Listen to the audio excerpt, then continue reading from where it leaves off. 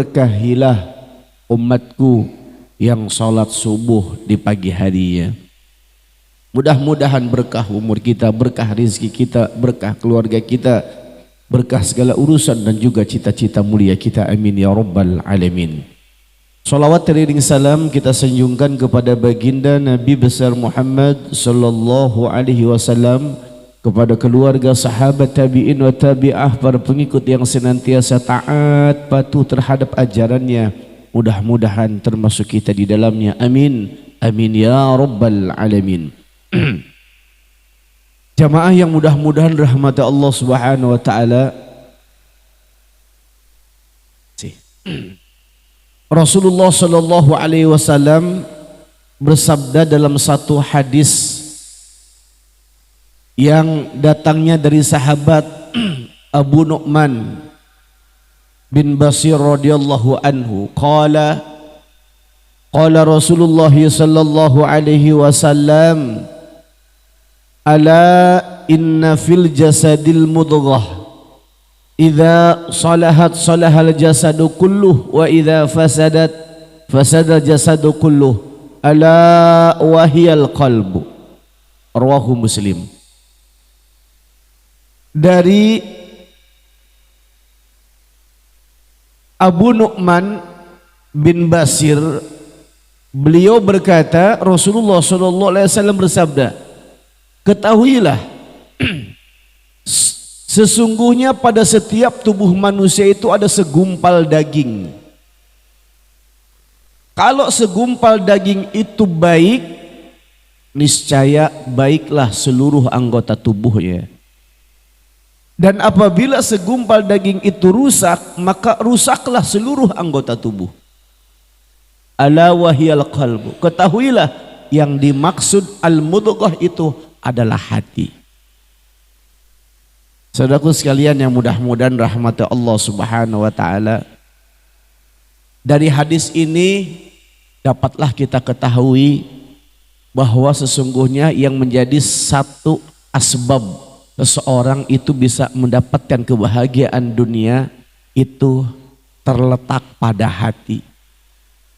Dan yang menjadikan sebab orang ini bisa mendapatkan keselamatan di hari akhir pun terletak pada hati. Ya, subhanallah. Maka pantas dalam Al-Quran surat As-Su'ara ayat 88 sampai 89 Allah berfirman, A'udzu billahi minasyaitonir rajim. Bismillahirrahmanirrahim. Yauma la yanfa'u malu wala banun, hari di mana tidak akan bermanfaat harta-harta mereka, tidak bermanfaat juga anak-anak mereka. Ya. Di hari kiamat itu harta nggak bermanfaat, nggak bermanfaat. Di dunia barangkali harta ini bermanfaat, betul tidak Pak? Di dunia apapun ya mungkin dengan harta itu mudah, semuanya menjadi gampang. Ya, kalau bahasa sederhananya RUU ya, atau UUD, ujung-ujungnya tuh apal. Ya. Di dunia pakai UUD gampang Pak. Ya, mau bangun rumah yang megah pakai duit bisa tidak Pak? Bisa, gampang, cepet itu. Pengen mobil yang mewah pakai duit bisa tidak? Bisa. Pengen handphone yang paling mahal mereknya pakai duit bisa tidak Pak? Bisa. Apa Pak handphone yang paling mahal Pak mereknya? Mereknya Apple Growak Pak. Nah, itu yang paling mahal. Apple Growak ya. Itu handphone paling mahal. Semua pakai duit itu bisa gampang. Bapak pengen haji nggak usah nunggu antri, pakai duit bisa. Semuanya pakai duit. Bahkan bapak pengen nikah lagi pun pakai izin istri Pak, duit-duit baik, nggak bisa, pakai izin ya Pak. Ya. Di dunia berharga, bermanfaat, tapi tidak di hari akhir. Yauma la yanfa'u malun. Bahkan dunia mohon maaf Pak, ya, untuk ukuran orang-orang yang imannya lemah, untuk ukuran orang-orang yang imannya bobrok, kadang-kadang duit bisa menjadi satu alat untuk menukar nilai-nilai keadilan. Orang benar disangka salah, yang salah dibenarkan. Karena bagaimana tuh orang dibungkam mulutnya pakai di dunia, tapi tidak di akhirat. Yauma la yanfa'u malu wala banun illa man atallaha biqalbin salim, kecuali mereka yang datang kepada Allah dengan membawa hati yang selamat. Subhanallah. Jadi benar luar biasa kalau Rasulullah menjelaskan itu bagaimana dalam hati, dalam tubuh manusia itu ada segumpal daging, ya. Ala inna fil jasadil mudghah. Setiap manusia itu punya mudghah, segumpal daging, ya. Segumpal daging itu baik seluruh anggota tubuh. Segumpal daging itu rusak seluruh tubuh, ya. Jadi kalimat mudghah itu segumpal daging. Jadi kalau Bapak besok-besok pengen masak sop daging, barangkali pengen beli dagingnya sedikit ke pasar mini, pakai bahasa yang kerenan dikit ke tukang daging.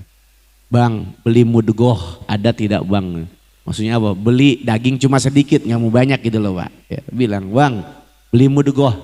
Nah, kata tukang dagingnya, mohon maaf di sini nggak jualan mudghah bang. Nah, mungkin tukang daging belum ngaji barang dia. Ya. Jadi Rasulullah menjelaskan setiap manusia ada segumpal daging. Ya, segumpal daging itu baik seluruh tubuh. Ala wahyal qalb, yang dimaksud adalah hati. Jadi subhanallah, hati sekali lagi. Kata kuncinya hati. Kunci kebahagiaan hati. Ya. Di dunia manusia duitnya banyak, mohon maaf kalau hatinya ndak bahagia, ndak kaya mereka. Laisal ghina ghinal mal walakinnal ghina ghinal qalb. Ya. Kaya itu bukan banyak harta, tapi kaya itu saat hati kita bahagia. Banyak orang-orang yang hartanya banyak, punya pangkat jabatan yang tinggi, tapi hatinya terpenjara, banyak sekalian. Ya, kata kuncinya adalah hati. Dari hati yang baik menjadikan anggota tubuh kita menjadi baik. Idza salahat salahal jasadu kulluh. Kalau hati baik, maka ucapan yang keluar dari lisan seseorang pun itu adalah ucapan-ucapan yang baik. Dari hati yang baik, maka yang keluar dari lisan itu adalah bagaimana kalimat-kalimat yang menyejukkan, ya. Kalimat-kalimat yang mengandung zikir kepada Allah, kalimat yang bisa bermanfaat buat diri dan juga buat orang sekitar. Yang dia baca Al-Quran, yang dia baca zikir. Karena apa? Berawal dari hati yang baik. Idza salahat saluhal jasadu kulluh. Hatinya baik bukan cuma lisannya. Matanya pun hanya akan melihat kepada perkara yang baik saja. Ya. Senang membuka dan membaca Al-Quran karena dari hati yang baik. Senang membaca tentang bagaimana tentang hukum-hukum, ya, hukum-hukum Islam. Mau belajar mata ini untuk membaca tentang ayat-ayat suci Al-Quran. Semua berawal dari hati yang baik. Ya, senang baca Quran. Maka kalau saya lihat ini kan yang hadir ini adalah wajah-wajah yang senang membuka Al-Quran ini, saya lihat ini. Membuka Al-Quran. Membuka Pak. Oh pasti dibaca. Ya, harapannya bukanya sedikit, bacanya lama. Jangan diputer Pak. Kita kadang-kadang baca Al-Quran baru setengah halaman udah dikebet, bukannya berapa halaman lagi. Nah ini subhanallah. Ya. Bukan cuma mata, dari hati yang baik, salahat jasadu kulluh, maka baik seluruh anggota tubuh. Pendengaran kita hanya ingin mendengar yang baik-baik saja. Senang mendengar murotal, senang membaca Al-Quran. Karena mohon maaf ada orang sepanjang hari yang dia senang itu nyanyi dangdut mulu. Saban hari dia senang musik mulu. Ya, semua itu karena terletak pada hati. Bahkan apa? Dari hati yang baik menjadikan langkah kaki tangan kita ini pun melakukan perkara-perkara yang baik saja. Mudah, ringan kaki kita dilangkahkan menuju tempat yang baik. Maka saya pastikan ini pagi, yang hadir pagi ini adalah orang-orang yang baik. Mau amin tapinya takut dijebak lagi nih. Ini yang hadir ini insya Allah orang-orang yang baik. Tetap aja belum kompak. Minta dulu nih. Apa maksudnya? Karena subhanallah ini tempat-tempat yang baik, ini tempat mulia Pak. Kenapa? Rasulullah menjelaskan majtama'a qaumun, tidaklah sekali-kali satu kelompok yang berkumpul fi baitin, di salah satu rumah, min buyutillah, di rumahnya Allah subhanahu wa ta'ala, ini rumah Allah, illa nazalat alaihimus sakinah, melainkan Allah turunkan ketenangan. Untuk saat ini Bapak yang hadir pasti hati tenang, betul enggak kira-kira? Betul tidak yang hadir ini hatinya tenang? Insya Allah tenang, karena ini adalah janji baginda Rasulullah sallallahu alaihi wasallam. Walaupun di rumah barangkali punya masalah, setelah kita hadir di sini maka Allah turunkan ketenangan. Wa ghasiyatan khumur rahmah, bukan hanya ketenangan, yang hadir hari ini ada dalam cinta dan kasih sayang Allah subhanahu wa ta'ala. Ini kita dicintai sama Allah. Wa hufiyat alaihimul malaika, bukan hanya itu, para malaikat saat ini hadir bersama kita, mereka memintakan kepada Allah apa? Memintakan ampunan atas dosa-dosa kita yang hadir. Maka ini tempat-tempat yang baik. Maka bagaimana dari hati yang baik, langkah kaki kita begitu mudah. Mau kita untuk hadir di tempat yang baik ini. Mohon maaf, tidak semua orang kan suka dengan pengajian. Tidak semua orang itu lope dengan pengajian. Ya, mohon maaf, ada kadang rumah dekat tapi susah untuk menggerakkan langkah kaki menuju masjid, baik sholat maupun menghadiri majelis-majelis taklim. Berawal dari hati. Begitu sebaliknya. Wa idza fasadat fasadal jasadu kulluh. Dan apabila hati itu rusak, maka rusaklah seluruh anggota tubuh. Dari hati yang rusak, dari hati yang kotor, maka yang keluar dari lisan pun adalah kalimat-kalimat yang kotor, kalimat-kalimat yang kasar, kalimat-kalimat yang mengandung ujaran kebencian. Yang keluar dari lisan itu apa? Ya, ghibah, fitnah, membangun sebuah kebohongan. Semua berasal dari hati yang rusak, dari hati yang kotor. Bukan cuma lisan, pendengaran pun sama. Mata pun kita senang melihat hal-hal yang maksiat. Langkah kaki kita pun mudah, senang mendatangi tempat-tempat yang bermaksiat. Semua itu ada kuncinya pada hati. Maka baik buruknya seseorang tergantung hati. Bahagia atau tidaknya seseorang di dunia tergantung dia punya hati. Bahkan selamat atau tidak seorang di hari kiamat pun tergantung di hati.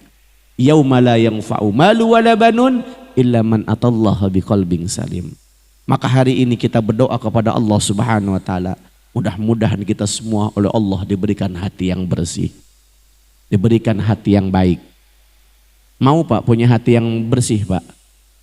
Yang tidak jawab berarti nggak mau. Mau tidak punya hati yang baik? Mau tidak punya hati yang bersih? Nah, kalau gitu saya ingin tanya, Bapak harus ada gerakan. Kalau dibilang Bapak mau tidak mempunyai hati yang bersih, angkat tangannya sambil ucapkan mau, gitu ya. Kalau saya tanya Bapak mau tidak punya hati yang baik, mau tidak punya hati yang bersih, Bapak jawab angkat tangan mau. Setuju? Bapak mau tidak punya hati yang baik? Bapak mau tidak punya hati yang bersih? Bapak mau tidak punya hati yang selamat? Alhamdulillah. Saya mah cuma sekedar ini aja biar kagak ngantuk gitu Pak. Biar gak ngantuk jadi suruh ada gerakan tuh gitu ya. Jamaah yang mudah-mudahan dirahmati Allah Subhanahu wa taala. Kasih Bapak kayak anak TK baik, saya disuruh diangkat-angkat tangan biar semangat ngaji kita. Insya Allah. Jamaah yang mudah-mudahan rahmati Allah Subhanahu wa taala. Ya. Kalau kita menginginkan hati yang baik, hati yang bersih, kata kuncinya yang pertama banyak berdoa kepada Allah Subhanahu wa taala. Banyak apa katanya Pak? Banyak berdoa ya. Karena Allah dalam Al-Qur'an menjelaskan, A'udzubillahi minasyaitonirrajim, wa idza sa'alaka ibadi anni fa inni qarib ujibu da'watad da'i idza da'an falyastajibu li wal yu'minu bi la'allahum yarshudun. Dan apabila mereka bertanya kepadaku tentang aku, kata Allah, katakanlah aku ini dekat. Ujibu da'watad da'i idza da'an. Aku akan mengijabah apa-apa yang menjadi harapan hambaku. Jadi kita kalau mau Pak berdoa kepada Allah, berdoa, Allah pasti akan ijabah doa-doa kita.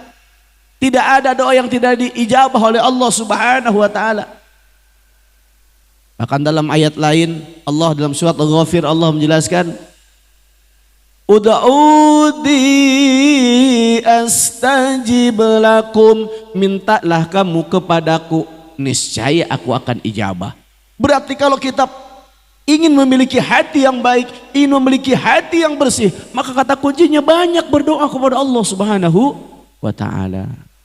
Suka tidak Pak berdoa kepada Allah agar diberikan hati yang baik?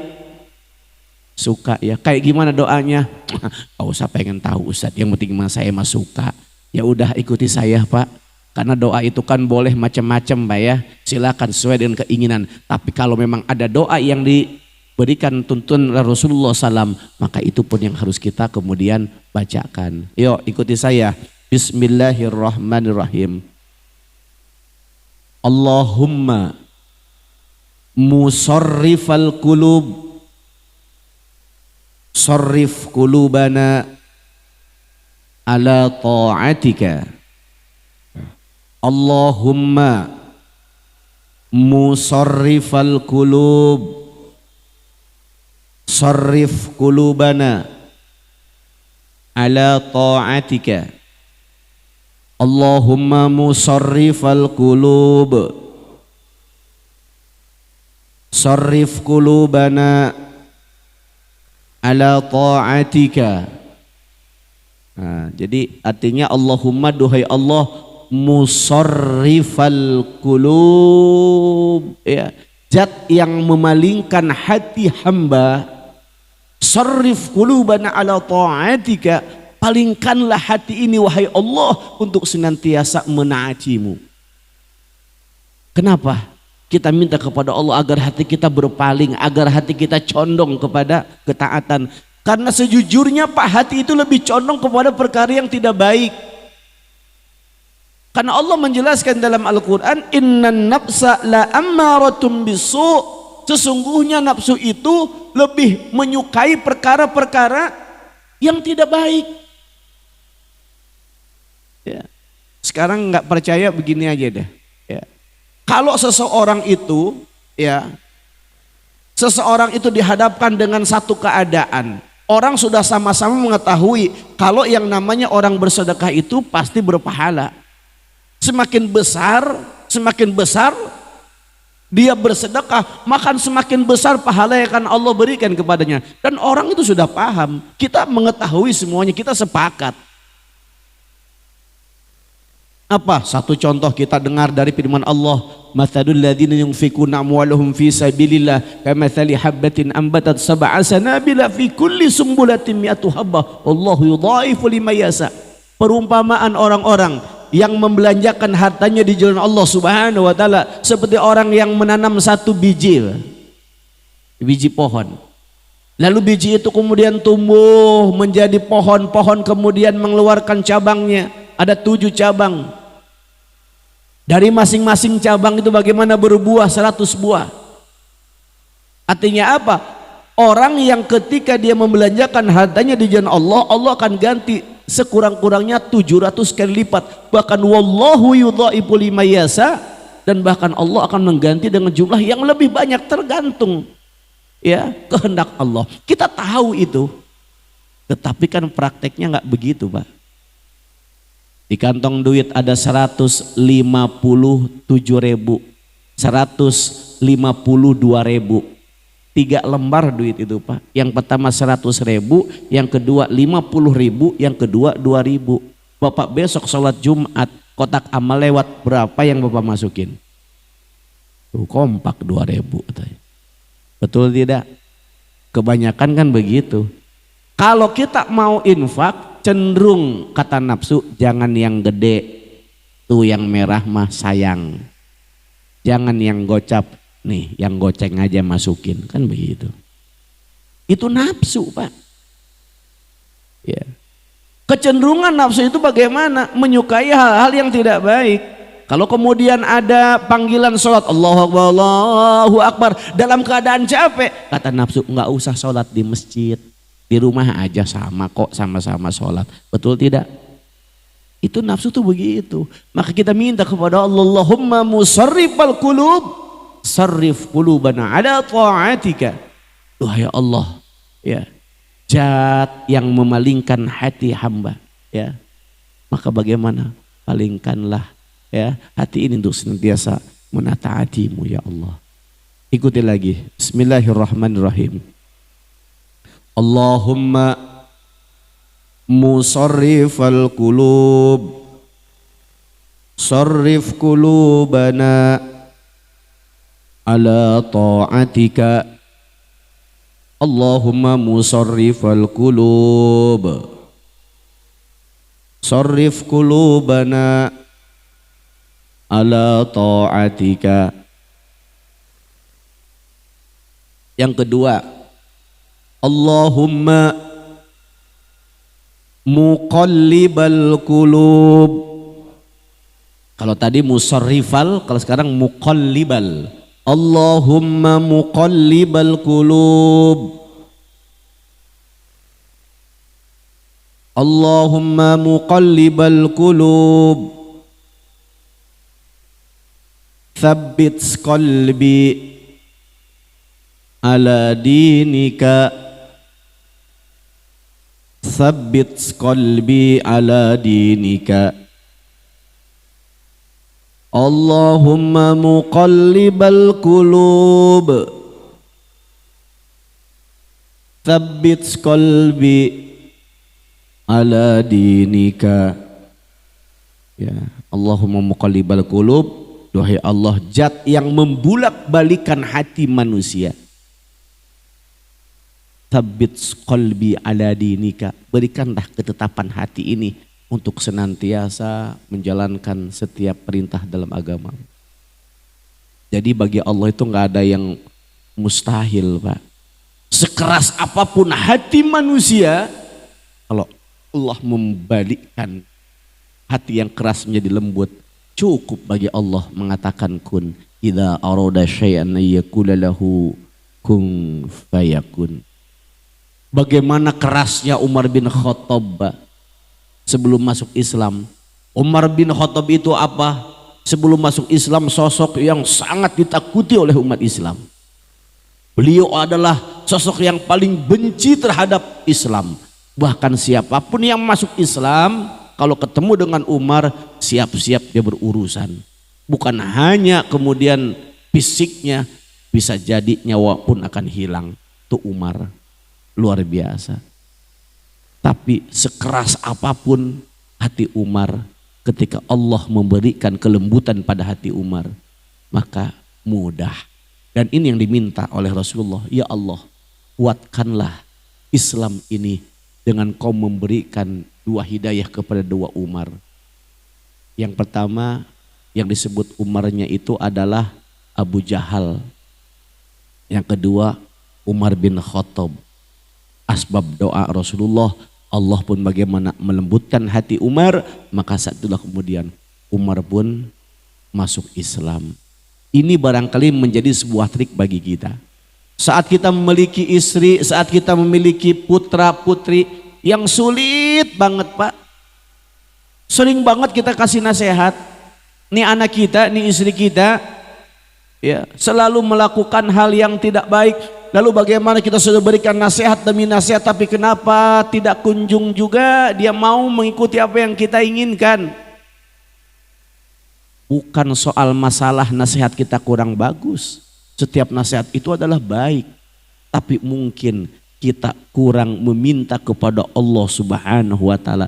Di saat kita memberikan nasihat secara maksimal tapi belum ada perubahan, maka di saat itu kemudian bagaimana? Kita mengadu kepada Allah, ya muqallibal qulub, duhai Allah, zat yang membulak-balikan hati manusia, ya Allah, balikkanlah hati putra putri saya, balikkanlah ya Allah, lembutkanlah siapa? Hati istri-istri kami ya Allah.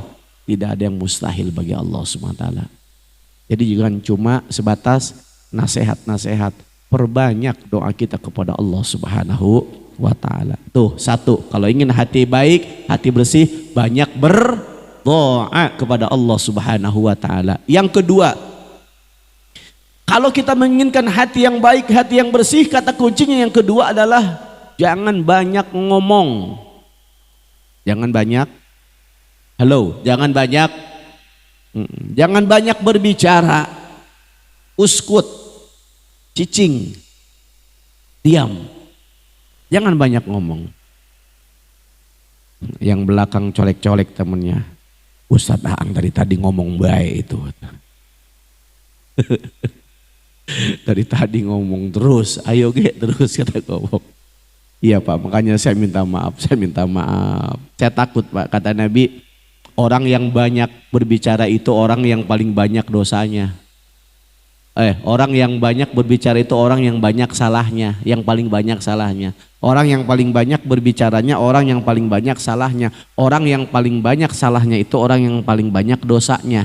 Orang yang paling banyak dosanya orang yang paling sedikit waroknya. Orang yang paling sedikit waroknya orang yang paling dekat dengan siksa api nerakanya. Ya Allah, ngeri saya Pak. Dari tadi ngomong mulu. Ya Allah, maka kalau boleh saya sampaikan, saya dengan Bapak yang hadir pagi ini, kalau kita diadu soal dosa, saya yang paling banyak dosanya Pak pagi ini dibanding Bapak. Kok bisa tahu Ustadz? Karena dari tadi sampai sekarang kan saya yang paling banyak ngomong, Bapak mah diem aja. Ya, makanya saya minta maaf kalau saya ngomong saya banyak salah. Berarti kalau gitu selesai Pak ya ngomongnya Pak ya. Mudahan Pak ya. Oh, jangan. Tapi begini maksudnya. La tuksirul kalam bi ghairi dzikrillah. Ini yang dimaksud Rasulullah. Bagaimana? Jangan banyak berbicara yang tidak mengandung zikir kepada Allah, itu maksudnya. Jangan banyak ngomong yang tidak mengandung zikir kepada Allah. Kenapa? Fa inna kasratil kalam bi ghairi dzikrillah qaswatul qulub. Karena banyak berbicara yang tidak mengandung zikir kepada Allah itu hanya akan menjadikan hati kita menjadi hati yang keras. Wa anna abadan nas Allah qaswatul qulub, dan orang yang paling jauh dari Allah adalah orang yang hatinya keras. Jadi yang bisa menjadikan hati keras itu hati menjadi kotor apa? Banyak ngomong yang tidak mengandung zikir kepada Allah. Oh itu ternyata. Maka pantas Rasulullah dalam hadisnya menjelaskan, man kana yu'minu billahi wal yaumil akhir falyaqul khairan aw liyasmut. Barang siapa yang beriman kepada Allah dan hari akhir, maka berkatalah yang baik. Kalau tidak bisa berkata yang baik, maka diam itu lebih baik. Maka diam itu emas. Maksudnya bagaimana? Diam itu berharga daripada berbicara mengandung dosa. Ini Pak, penyebab hati kita menjadi rusak itu bagaimana? Banyak ngomong yang tidak mengandung zikir kepada Allah. Dan Rasulullah adalah sosok yang tidak banyak berbicara, kecuali hanya pada waktu-waktu yang penting saja. Maka Rasulullah itu Pak, kalau sudah sholat isya, nih Rasulullah Pak, kebiasaan Rasulullah kalau sudah sholat isya itu Pak, Rasulullah itu akan langsung tidur. Ya, Rasulullah itu akan langsung tidur, kecuali memang kalau ada agenda-agenda yang memang itu penting dalam ukuran bagaimana? Dalam ukuran kebaikan. Kalau sudah sholat isya Rasulullah tidur, nanti sepertiga malam bangun, dihabiskan waktunya, Rasulullah habiskan waktunya untuk apa? Untuk sholat malam dan berzikir, beristighfar sampai pagi. Setelah isya tidur, bangun sepertiga akhir malam. Nah kita kan kebalik. Kadang-kadang di antara kita udah sholat isya sengaja melek, apalagi kalau musim bola. Udah tahu jadwalnya, sengaja tuh cari kopi luwak yang pahitan dikit. Nanti ngobrol ngalir ngidul kemana-mana. Ntar sepertiga akhir malam baru tidur. Bangunnya pagi. Rasulullah itu tidak banyak berbicara, diam. Dulu saya pikir yang banyak berbicara itu ibu-ibu Pak. Dulu saya pikir, ternyata sekarang tuh enggak juga Pak. Bapak-bapak lemes sekarang mas sama apa kalau udah kumpul. Bapak-bapak kalau sudah kumpul sama lemes. Tuh yang ronda liatin dah. Yang kumpul kalau udah ketemu apa baik diomongin. Ngobrolin janda sampai 2 jam tuh.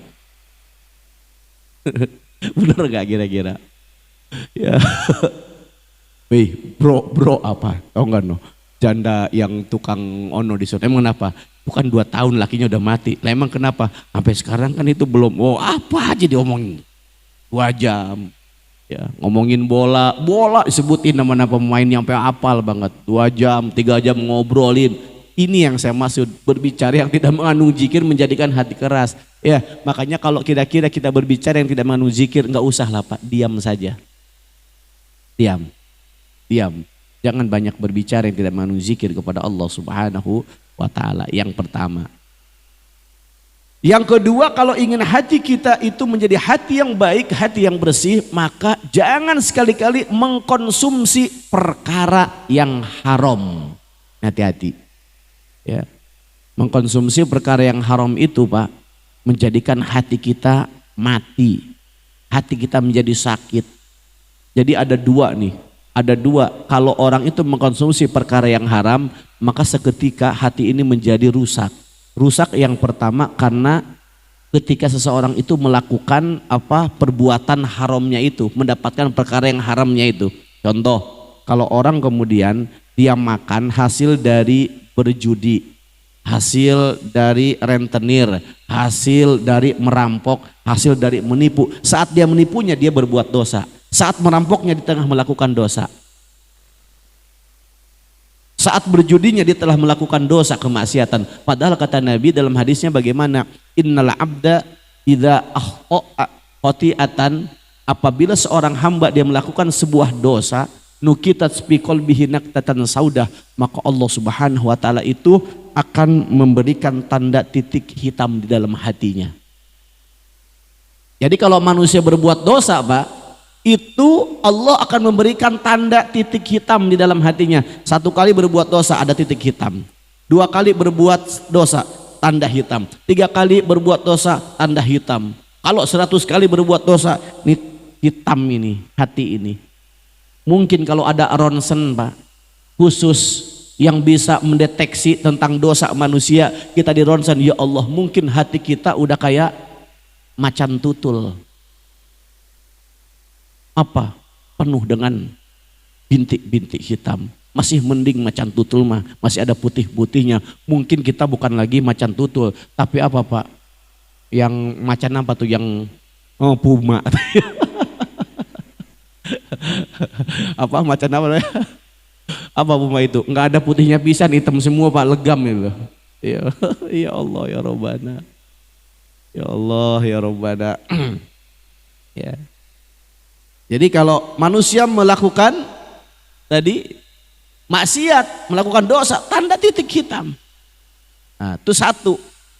Belum dia mengkonsumsi makanan yang haramnya, baru melakukannya saja, transaksi haramnya saja, sudah dia Allah berikan tanda titik hitam. Masuk tuh perkara yang haram.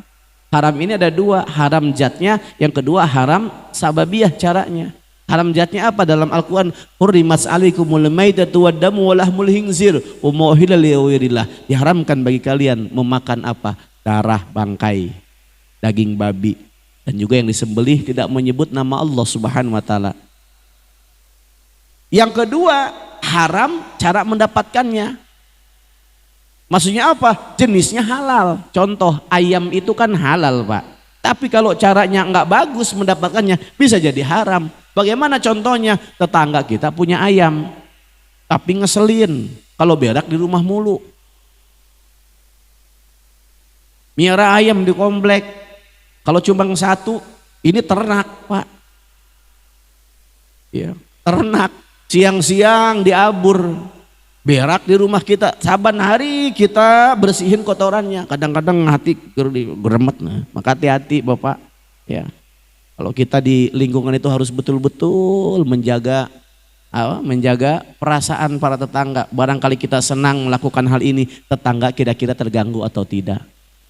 Satu saja saya harus sampaikan, kucing Miara kucing itu bagus Pak, tapi kalau Bapak kebangetan ternak kucing itu bikin masalah Pak. Kucing satu dipelihara bagus dibersihin, ternak kucing di rumah sampai banyak tapi berak di rumah orang, ini masalah buat Bapak kalau dia tidak ridho, dia tidak senang, dia doa kepada Allah, hati-hati. Berak di rumah mulu itu ayam, kesel tiap hari bersihin. Satu waktu tiba-tiba itu ayam masuk ke rumah kita. Wah kebetulan kata kita. Kita ngelihat keluar, yang punya ayam kagak ada. Kita cekek leher tuh ayam, cekek. Bawa ke dapur, dipotong kita opor. Enak, halal, bener. Tapi itu haram, cara mendapatkannya dengan cara yang haram. Nah. Apa? Sa'ad bin Abi Waqqas datang kepada Rasulullah, ya Rasulullah, mohonkan kepada Allah agar doa-doa saya diijabah. Kata Rasulullah, baikan makananmu, minumanmu, niscaya Allah akan mengabulkan doa-doamu. Wallahi alladzi nafsi biyadihi, demi Allah yang sesungguhnya jiwaku dalam genggaman Allah, tidaklah sekali-kali satu suap makanan yang masuk ke dalam tubuh dari perkara yang haram, melainkan 40 hari doa tidak akan diijabah oleh Allah Subhanahu wa taala. Hati-hati. Jadi harus betul-betul, kalau mau mengkonsumsi harus betul-betul kita tuh punya sifat waro. Hati-hati.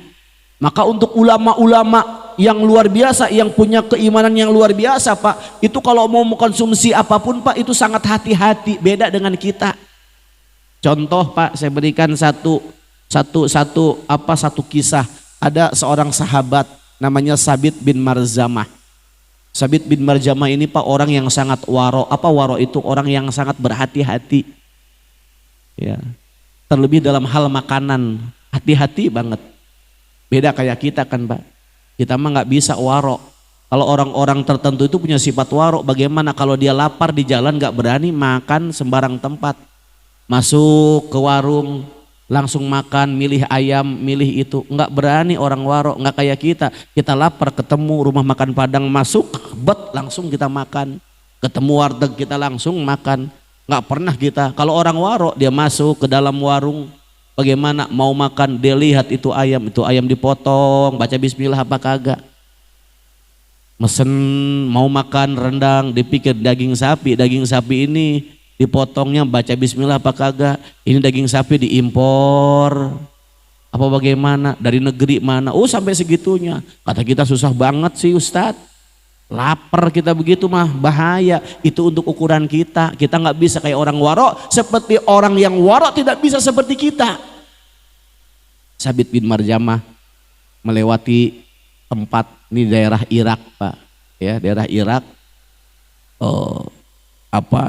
Dia melewati aliran sungai, dia minum karena haus, dia minum. Ya, akhirnya bagaimana saat dia minum tiba-tiba dia menemukan buah apel yang terbawa aliran sungai. Nemu lah bahasa kita itu Pak. Lalu bagaimana dia ambil, lalu dia makan, tapi belum habis dimakan dia istighfar, astagfirullahaladzim. Apa? Saya khawatir, saya takut pemilik buah apel ini tidak ridho kalau buah ini saya makan. Lalu bagaimana Pak? Setelah itu buru-buru dia hentikan makan apel itu, dan dia berusaha untuk mencari tahu di mana asal pohon apel ini dan siapa pemiliknya, dan saya akan meminta maaf. Tuh orang warok tuh sebegitunya Pak, luar biasa. Padahal kalau kita kan udah nemu. Coba kalau Bapak lagi jalan di pinggir kali, tiba-tiba di aliran sungai Bapak nemu duren ke bawah air. Bagaimana reaksi Bapak? Berebut ngambilnya Pak, berebut kan bertiga. Berebut. Yang satu bilang alhamdulillah. Temennya lemes, rezeki anak soleh bro, begitu. Benar tidak? Benar tidak? Kata yang satu lagi, bagi-bagi ya, kita kan juga ngelihat. Ya Allah ya Rabbah. Dia ambil tuh duren, udah kita nikmati ya. Itu kita ya. Nggak pernah berpikir dari mana gitu. Jauh banget berpikir apa kehalalan tuh, nemu loh bahasa gitu tuh. Rezeki anak soleh bawa-bawa. Ya. Tapi tidak dengan Sabit bin Marzamah. Wah, saya harus mencari tahu di mana asal tempat pohon ini. Akhirnya dia cari, dia datang ke apa hulunya itu, naik terus. Lalu dia menemukan ketika jauh, cukup jauh dia menelusuri sungai itu, dia menemukan pohon yang buahnya persis seperti dia makan. Bahagia hatinya. Lalu bagaimana? Dia pun bertanya kepada orang-orang, mohon maaf, adakah yang tahu siapa pemilik buah apel ini? Oh, si Fulan, itulah pemiliknya. Bahagia dia. Buru-buru dia datangi orang tua ternyata. Dia bilang, wahai orang tua, apakah engkau pemilik buah apel ini? Betul. Wahai orang tua, saya mau minta maaf. Kata orang tua, atas dasar apa kau minta maaf? Kesalahan apa yang kau perbuat? Begini, saya tadi menemukan buah apel dan saya makan. Saya kemudian kaget kalau ternyata buah apel ini bukan milik saya. Baru saya yang sadar dan saya berusaha mencari siapa pemiliknya. Dan ternyata orang-orang mengatakan, engkau wahai orang tua pemiliknya. Maka hari ini saya mohon maafkan saya. Ikhlaskan buah milikmu yang sudah masuk ke dalam perut saya. Takut Sabit bin Rajamah ini menjadi asbab 40 hari doa ditolak oleh Allah Subhanahu wa taala. Kata si orang tua, saya akan maafkan tapi dengan beberapa syarat. Apa syaratnya? Wahai orang tua, syarat yang pertama, engkau harus menjadi budakku selama 3 tahun. Wow. Jadi budaknya 3 tahun. Maksudnya engkau harus mengurus kebun-kebunku selama 3 tahun. Silakan kalau mau, kalau tidak nggak jadi apa-apa. Kalau itu terjadi dengan saya, Pak. Kalau terjadi dengan saya begini, ya udah mohon maaf ya, saya nggak sanggup. Udah bagus saya minta maaf. Udah dalam hati, Allah Maha tahu, bawa nama Allah tuh. Benar tidak? Tapi tidak dengan Sabit bin Marzamah. Kata Sabit bin Marzamah, gak apa-apa, saya siap menjadi budakmu selama 3 tahun. Dan dia urus kebun-kebunnya, Pak. 1 hari dia ngurus, 1 minggu, 1 bulan, 1 tahun, 2 tahun, 3 tahun. Selesai dia mengabdi menjadi budak tuh. Cepat banget saya Pak ya. 3 tahun cepat kan? Akhirnya bagaimana? Setelah 3 tahun dia datangi lagi. Wahai orang tua, aku sudah menjadi budakmu selama 3 tahun. Maafkan, ikhlaskan buah yang sudah saya makan 3 tahun yang lalu. Kata si bapak, entar dulu. Belum beres, masih ada syarat yang kedua. Apa syarat yang kedua wahai orang tua? Aku punya anak yang cacat, engkau harus menikahi anakku. Masya Allah. Maksudnya bagaimana? Saya punya anak perempuan, dia buta, dia tuli, dia bisu. Masya Allah. Buta, tuli, bisu. Kalau kata Pak DKM, apa yang mau diarah? Buta, tuli, bisu. Berat Pak. Bagaimana, apakah kau mau berbicara masalah nafsu? Siapa yang pengen Pak? Tapi apa? Oh, sifat waroknya, sifat kehati-hatiannya lebih mendominasi daripada nafsunya. Dia katakan, tidak apa-apa, saya akan menikahi putri bapak yang cacat itu demi mendapatkan kehalalan buah yang saya makan. Subhanallah. Kalau kita hal yang besar kita anggap remeh-temeh. Tapi orang yang warok, hal yang kecil dianggap besar, nih luar biasa. Akhirnya dinikahkanlah Pak. Tentunya tidak dipertemukan, karena kan pernikahan yang bagus apa? Tidak mempertemukan laki-laki perempuannya itu, biarkan nunggu. Setelah selesai baru diperlihatkan. Akhirnya pas udah beres, akad nikahnya sah, bagaimana? Kata si orang tua, silakan kamu temuin istrimu, putriku. Akhirnya dia datang dengan penuh semangat. Kalau saya lemes datang saya Pak. Semangat ya. Lalu bagaimana dia ucapkan? Assalamualaikum. Orang soleh, orang baik, tahu istrinya tidak mendengar, tidak bisa berbicara, dia ucapkan salam, sebuah bentuk penghormatan. Karena emang begitu kata Nabi, kalau kita mau masuki rumah yang berpenghuni ataupun tidak berpenghuni, ucapan bismillah, assalamualaikum. Kenapa Pak? Sesungguhnya saat mengucapkan bismillah, assalamualaikum, maka jin-jin yang mengikuti kita itu Pak, di tengah jalan dia akan mengatakan, wahai saudara, wahai CS, wahai besti, tidak ada tempat kita untuk menginap di rumah ini. Jadi kalau kita berjalan dimanapun Pak, mau ke rumah, itu kita Pak ditemenin sama jin. Ya, jin apa? Jin itu pengen masuk ke rumah kita. Saat kita mengucapkan bismillah, assalamualaikum, tuh kata jin tuh gini, kita nggak ada tempat buat masuk di tempat ini. Begitu. Tapi Saat kita masuk rumah tanpa mengucapkan bismillah, assalamualaikum, bagaimana? Oh, jin itu pada masuk, Pak. Maka orang tua dulu ada benernya kadang-kadang. Bawa anak kecil Pak, sampai rumah bagaimana? Katanya sakit, ketempelan. Emang bener bisa jadi, tapi caranya yang salah itu aja. Apa? Bawa kadang-kadang sapu 3 lidi sapu ya, ditaruhin deket. Nah ini yang salahnya. Kalau asbabnya bener, harusnya apa? Dibentengi dengan zikir. Begitupun kalau mau makan, kalau kita baca bismillah dengan menyebut nama Allah sekurang-kurangnya bismillahirrahmanirrahim, maka jin yang mau makan, setan yang mau makan barang kita, dibilang apa? Kita tidak ada jatah makan.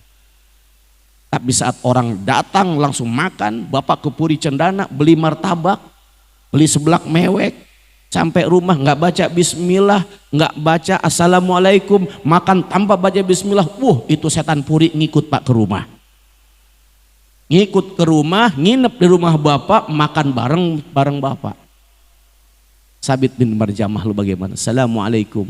Tiba-tiba Pak dari kamar terdengar suara waalaikumsalam dengan lembut. Kaget luar biasa. Kalau saya bilang ini jin Puri, jangan-jangan ini. Ini kan gagah Pak. Dia kaget, dia langsung bagaimana? Dia balik arah, nemuin lagi bapaknya. Wahai ayah, mungkin engkau salah. Ya, engkau salah menunjukkan kamar. Ayahnya senyum. Kenapa wahai putraku? Ayah kan tadi bilang anak ayah itu cacat, enggak bisa bicara, enggak bisa mendengar dan tidak bisa melihat. Tapi aku tadi melihat dia membukakan pintu dan ternyata dia bisa berbicara dan dia melihat aku wahai ayah. Dan cantik luar biasa. Apa? Ayahnya senyum. Begini wahai putraku, sesungguhnya putriku itu cacat, tidak buta. Dia tuli bisu, maksudnya buta, tidak pernah melihat perkara yang haram matanya itu. Dia tuli itu tidak pernah mendengar perkara-perkara yang maksiat. Dia bisu, tidak pernah bicara yang haram. Itu yang saya maksud. Putriku seorang anak yang solehah. Sejak dulu memang aku mencari seorang pasangan yang soleh untuk bakal putriku. Dan aku menemukan engkaulah orang yang soleh itu. Begitu. Ayo balik lagi. Baru dah Pak. Semangat. Kata saya coba tahu gitu mah tadi ya. Ya Allah. Akhirnya bagaimana berumah tangga, hidup tenang. Dan Allah berikan kemudian keturunan yang soleh. Soleh diberikanlah putra-putra. Dan di antara putra ya yang kemudian dilahirkan dari pasangan Sabit bin Jamah. Kemudian ketika dewasa putranya menjadi orang yang besar. Siapa dia? Adalah Imam Abu Hanifah. Subhanallah, salah satu pencetus daripada mazhab Hanafiyah. Subhanallah. Jadi begitulah orang-orang hebat itu memang berawal dari orang tua keturunan yang hebat. Inilah sifat warok. Kalau ingin hati bersih, bagaimana? Hindari konsumsi yang haram. Yang terakhir, ini bubur apa nasi uduk nih? Lontong sayur. Lontong sayur, lonsai Pak ya, lonsai. Subhanallah. Yang terakhir apa Pak tadi? Lontong sayur. Yang terakhir kalau pengen hati kita bersih, hati kita baik, maka kata kuncinya Pak, perbanyak istighfar dan membaca Al-Quran. Ya, apa? Rasulullah tadi dalam hadisnya menjelaskan, apabila seorang hamba melakukan perkara yang haram, berbuat dosa, Allah berikan tanda titik hitam dalam hatinya. Ya, wa idza astaghfara wa taba, kalau dia istighfar, kalau tabat, sukila an qalbi, maka dibersihkanlah hatinya. Jadi yang menjadikan bersihnya hati itu adalah dengan beristighfar, bertobat. Rasulullah setiap hari tidak kurang 100 kali beristighfar, bertobat kepada Allah dengan doa astagfirullah wa atubu ilaih. Padahal Rasulullah adalah sosok yang sudah dijamin masuk surga. Kita siapa yang sudah jamin masuk surga? Kelompok mana yang sudah jamin kita masuk surga? Dosa yang kita lakukan, ya Allah ya Rabbana, nyaris setiap hari. Rasulullah tidak pernah berdosa. Tanyakan berapa kali kita beristighfar, bertobat kepada Allah setiap hari. Ayo perbanyak tobat, perbanyak istighfar. Astagfirullah wa atubu ilaih. Ayo. Astagfirullah wa atubu ilaih. Astagfirullah wa atubu ilaih. Perbanyak ya. Dan yang terakhir apa Pak? Banyak membaca Al-Quran. Inna hadhil qalb Sesungguhnya hati itu tasda, berkarat kata Nabi. Kama yasda'ul hadid, seperti berkaratnya hati. Kila ya Rasulullah fama zalauha. Seorang sahabat bertanya, wahai Rasulullah, kalau hati itu berkarat seperti besi, besi berkarat itu kan ada pembersihnya. Tapi kalau hati fama zalauha, apa yang bisa membersihkan hati dari karat itu wahai Rasulullah? Faqala, maka Nabi pun menjawab, qiraatul Quran, engkau membaca Al-Quran. Alhamdulillah sudah waktunya selesai.